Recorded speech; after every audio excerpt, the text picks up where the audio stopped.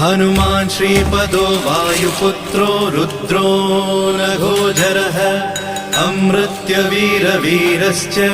ग्रामवासो जनाश्रयः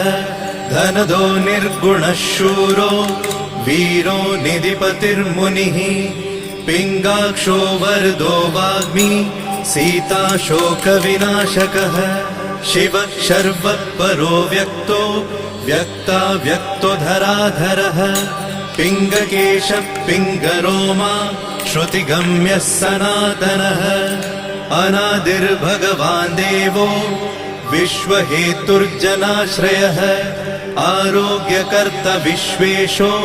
विश्वनाथो हरीश्वरः